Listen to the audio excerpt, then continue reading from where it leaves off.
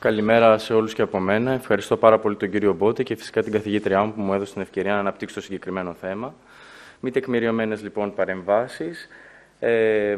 Σύντομη ιστορική αναδρομή σχετικά με την καθιέρωση διαταραχής ως ξεχωριστή οντότητα και τη διαμόρφωση της θεραπευτικής προσέγγισης στο πέρασμα των χρόνων.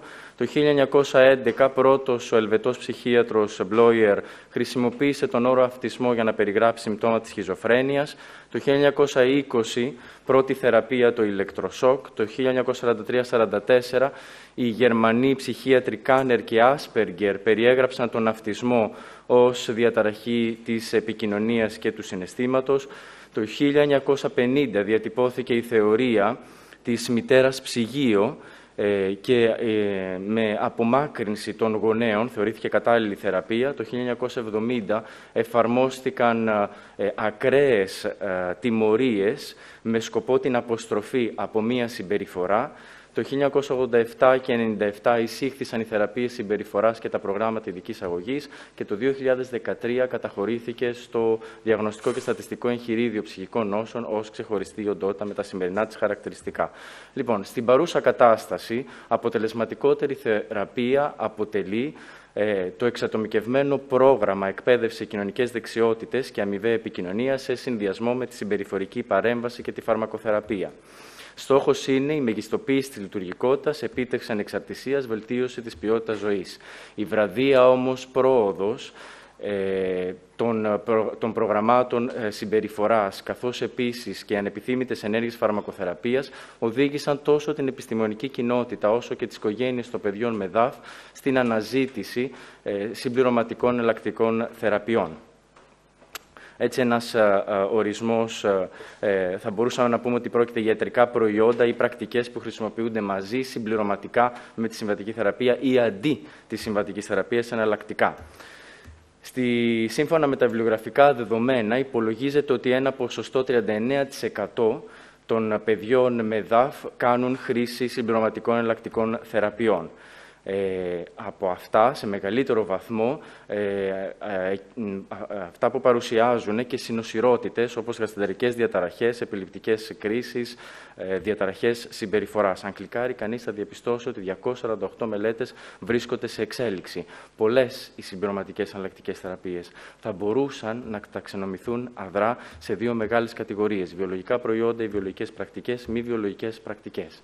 Βιολογικές θεραπείες, ιδιαίτερα δημοφιλείς, η δίαιτα ελεύθερη γλουτένης και καζεΐνης, έχουν διατυπωθεί διάφορες θεραπείες όσον αφορά το μηχανισμό δράσης. Επικρατέστερη είναι η θεωρία πλεονάσματος των οπιοειδών, σύμφωνα με την οποία μερικώς πεπτόμενα πεπτίδια της γλουτένης και καζεΐνης διέρχονται το γαστρεντερικό φραγμό λόγω αυξημένης διαπερατότητας που παρατηρείται στα παιδιά με ΔΑΦ και δρούν σε υποδοχή των οπιοειδών στο επίπεδο του εγκεφάλου και ώστε να ευθύνονται για διαταραχές της συμπεριφοράς. Η θεωρία αυτή έχει υποστηριχθεί από επιστημονικά δεδομένα που αποδεικνύουν τη διαταραγμένη διαπερατότητα, καθώς επίσης και την αυξημένη επίπτωση γαστρεντερικών συμπτωμάτων σε παιδιά με ΔΑΦ. Τι δείχνουν όμως οι πρόσφατες μελέτες? Ενδιαφέρουσα μελέτη, διότι προηγήθηκε μία περίοδος 8 εβδομάδων, όπου όλοι οι συμμετέχοντες υποβλήθηκαν σε δίαιτα ελεύθερη γλουτένης και αυτό επέτρεψε στους ερευνητές να επιβεβαιώσουν την καλή συμμόρφωση, αλλά κυρίως να εξαλειφθεί οποιαδήποτε δυνητική επίδραση της γλουτένης στα συμπτώματα βάση. Στη συνέχεια τυχεοποιήθηκαν σε δύο ομάδες, αλλά δεν οδήγησε σε καμία στατιστική σημαντική διαφορά ανάμεσα στις δύο ομάδες όσον αφορά τα πυρηνικά συμπτώματα. Επίσης, σε αυτή τη μελέτη προηγήθηκε μία περίοδος 6 εβδομάδων. Στη συνέχεια τυχεοποιήθηκαν σε δύο ομάδες, η μία εκ των οποίων υποβλήθηκε σε τροφικές προκλήσεις με γεύματα γλουτένης, οι οποίες δεν είχαν κανένα αρνητικό αντίκτυπο στη λειτουργικότητα και τα προβλήματα συμπεριφοράς. Να πούμε ότι συνολικά, σύμφωνα με τις υπάρχουσες μελέτες, εξάγεται το συμπέρασμα ότι η δίαιτα ελεύθερης γλουτένης ίσως θα μπορούσε να συσταθεί σαν πρακτική στρατηγική σε μια υποομάδα των παιδιών με ΔΑΦ που παρουσιάζουν και συμπτώματα από το γαστρεντερικό. Προσοχή όμως, γιατί ενδέχεται να υπάρχει ανεπάρκεια θρεπτικών συστατικών, άρα λοιπόν τα παιδιά αυτά θα πρέπει να λαμβάνουν και συμπληρώματα διατροφής. Και περνάμε στα προβιωτικά πρεβιωτικά. Η εφαρμογή του στη θεραπεία της ΔΑΦ βασίζεται σε επιστημονικά δεδομένα που έχουν δείξει διαφορετική σύσταση του μικροβιώματος στα παιδιά με ΔΑΦ, φτωχή ποικιλία, αυξημένη συγκέντρωση παθολογικών στελεχών. Όσον αφορά τον μηχανισμό, προφανώς έγκυται σε άνοσορυθμιστικές και αντιφλεγμονώδεις ιδιότητες. Συστηματική ανασκόπηση έδειξε ότι έχουν ολοκληρωθεί 8 μελέτες, 2 εκ των οποίων μελέτησαν το ρόλο των προβιωτικών και 6 το ρόλο των προβιωτικών. Όσον αφορά τα πρεβιωτικά, οι μελέτες έδειξαν ότι μπορούν να οδηγήσουν σε σημαντική βελτίωση των κοινωνικών δεξιοτήτων όταν συνδυάζονται με δίαιτα ελεύθερης γλουτένης. Όσον αφορά τα προβιωτικά, τα αποτελέσματα ήταν αποθαρρυντικά. Θεραπεία χιλίωσης. Η μέθοδος συνίσταται στην χορήγηση ενδομυϊκώς, ενδοφλεβίως ή από του στόματος χηλικών παραγόντων, συνθετικών χημικών ουσιών που έχουν την ιδιότητα να δεσμεύουν τα βαρέα μέταλλα και στη συνέχεια να αποβάλλονται δια της νεφρικής οδού. Περισσότερο κοινά, το εθιλενδάμινο τετραοξικό οξύ και το διμέρκαπτο ηλεκτρικό οξύ έχει λάβει έγκριση στην αντιμετώπιση σοβαρών δηλητηριάσεων από μόλιβδο. Υπάρχει όμως ισχύει η τοξική υπερφόρτωση από βαρέα μέταλλα σε πρώιμα στάδια της ανάπτυξης. Αυτό προσπάθησε να αποδείξει η παρούσα μελέτη που συμπεριέλαβε διζυγωτικά και μονοζυγωτικά δίδυμα, αποκλείοντας έτσι το γενετικό παράγοντα από την παθογένεια της ΔΑΦ, λαμβάνοντας υπόψη μόνο τον περιβαλλοντικό παράγοντα, δηλαδή την έκθεση σε βαρέα μέταλλα, μετρώντας τις συγκεντρώσεις του στον πολφό των δοντιών.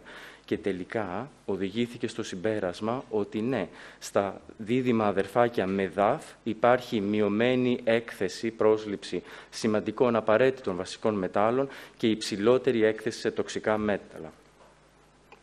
Τώρα, ανασκόπηση έδειξε περιορισμένο αριθμό μελετών και αυτό επιβεβαίωσε και η συστηματική ανασκόπηση της Cochrane, όπου συμπεριέλαβε μόνο μία μελέτη, τυχιοποιημένη μελέτη, αλλά με πολλούς μεθοδολογικούς περιορισμούς, διότι όλοι οι συμμετέχοντες είχαν υποβληθεί ήδη σε ένα κύκλο χιλίωσης πριν την ένταξή τους στη μελέτη.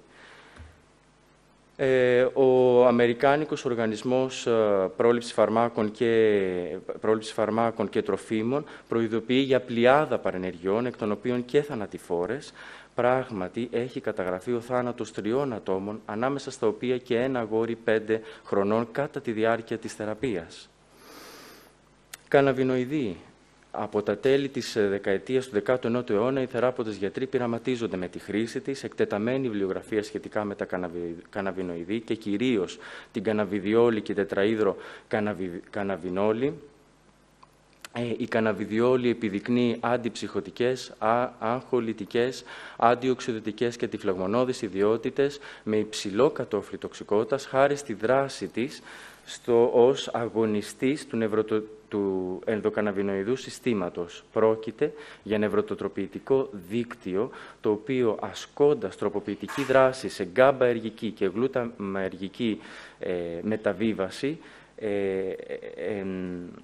επηρεάζει, εμπλέκεται στη ρύθμιση συμπεριφορών κοινωνικής προσαρμογής και συναισθηματικής ανταπόκρισης. Και στα παιδιά με ΔΑΦ έχει αποδειχθεί διαταραχή του εν λόγω συστήματος.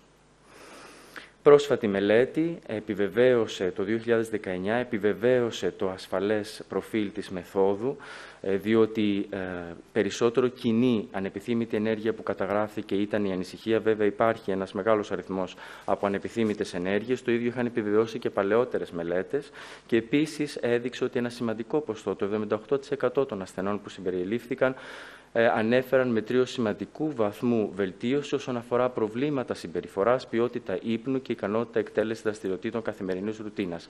Προσοχή όμως, πρόκειται για προοπτική μελέτη, μη ελεγχόμενη, δεν μπορούμε να γενικεύσουμε τα αποτελέσματά της.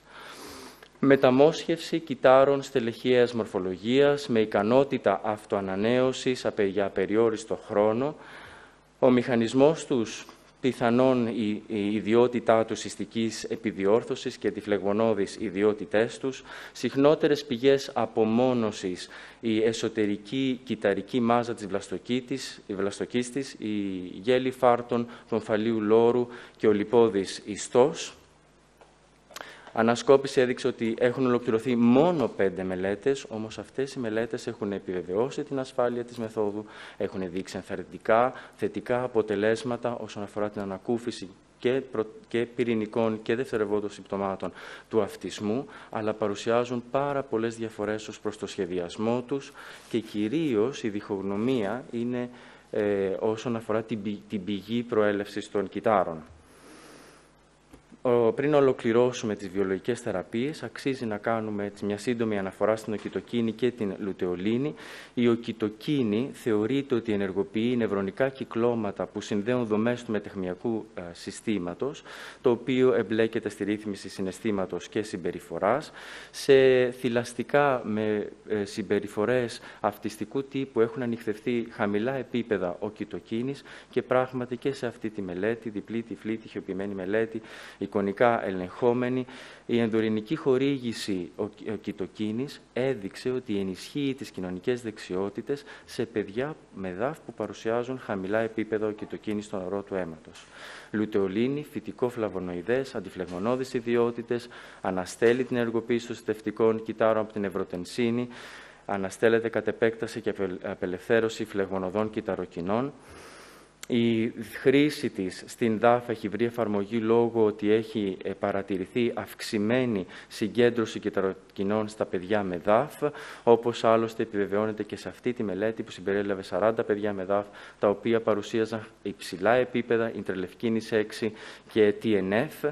Η χορήγηση συμπληρωμάτων λουτεολίνης οδήγησε τόσο στη μείωση των επιπέδων της τρελευκίνης και του TNF, όσο και στη βελτίωση, σε σημαντικού βαθμού βελτίωση, σε επικοινωνία, αυτοεξυπηρέτηση και προσαρμοστική λειτουργικότητα.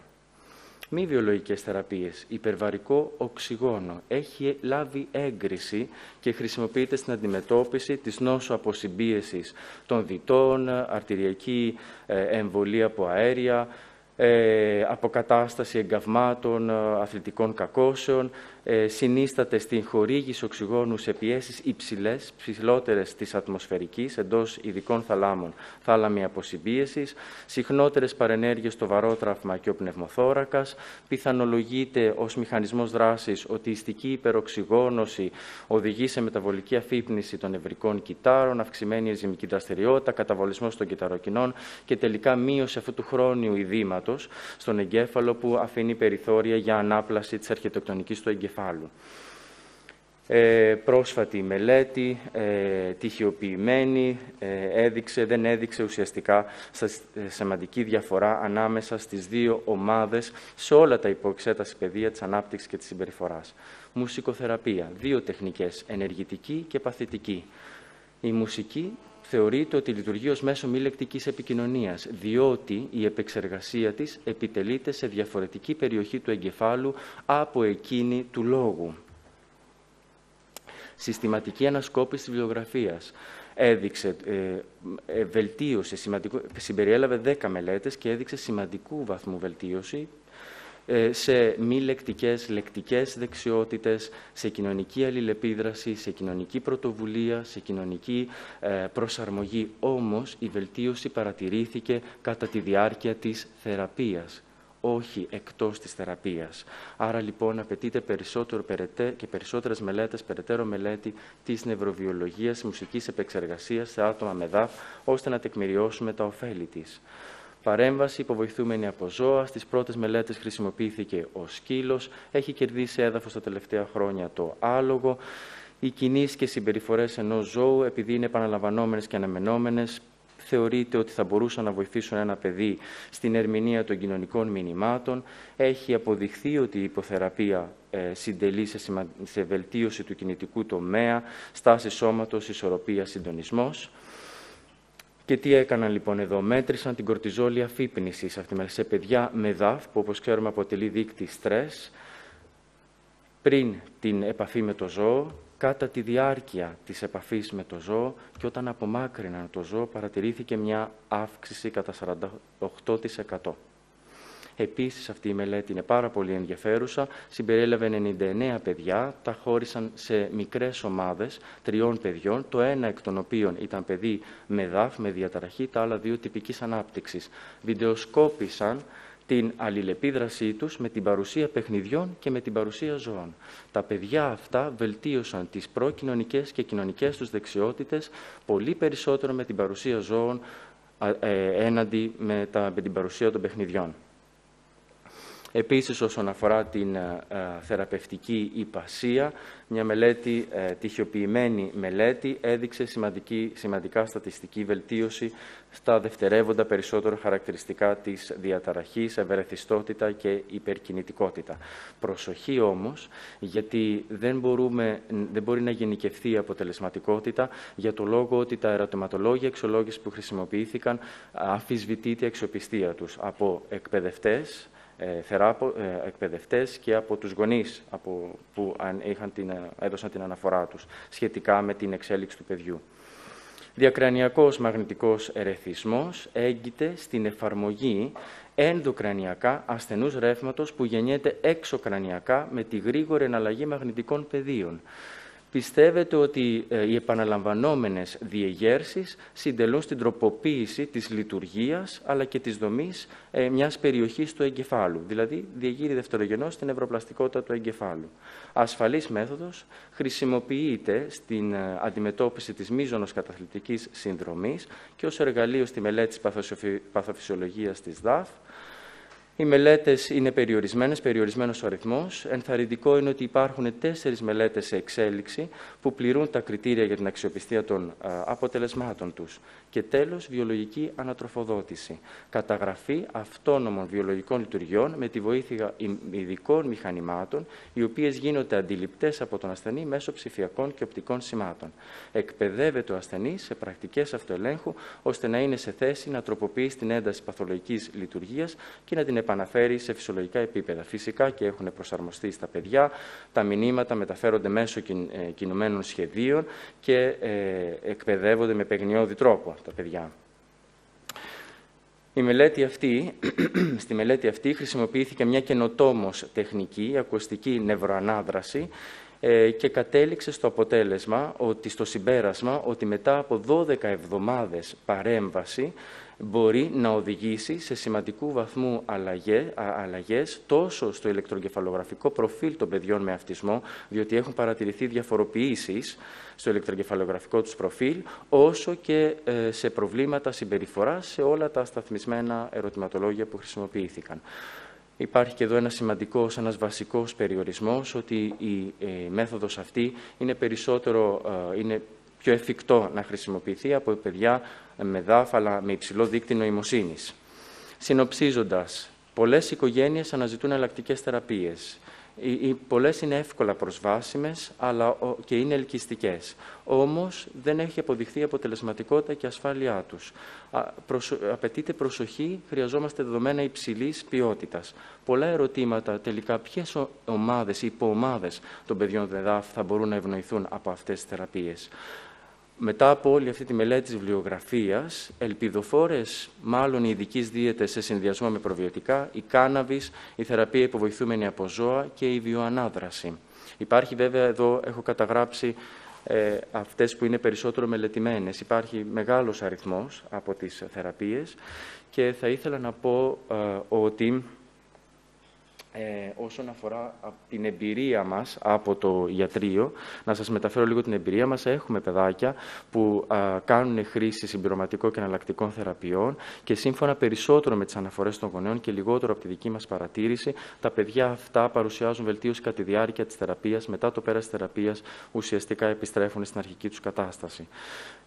Επίσης θα ήθελα να σας πω, πιστεύω ότι επειδή είναι σε εξέλιξη η έρευνα όσον αφορά την νευροβιολογική βάση του αυτισμού, ότι σίγουρα θα υπάρχουν καινούργιες θεραπείες Και κάτι ακόμα, μια τελευταία μελέτη που διάβασα των Αμερικάνων, επειδή όσον αφορά τις καινούργιες θεραπείες και τις εναλλακτικές θεραπείες, όταν ένας γονέας έρχεται αντιμέτωπος με μια νέα θεραπεία, επειδή αναθαρεί, έχει ελπίδες ότι θα φέρει κάποιο αποτέλεσμα, οπότε αλλάζει και τη συμπεριφορά του απέναντι στο παιδί. Οπότε οι Αμερικάνοι αμφισβητούν αν τελικά είναι οι θεραπείες ή η διαφορετική στάση του γονέα απέναντι στο παιδί. Και αν το 1950 απομακρύνθηκαν οι γονείς, το σίγουρο είναι ότι φτάνουμε τώρα να πούμε ότι οι γονείς θα πρέπει να είναι παρόντες, να υποστηριχθούν, να υπάρχει συμβουλευτική των γονέων. Αυτά. Ευχαριστώ πάρα πολύ.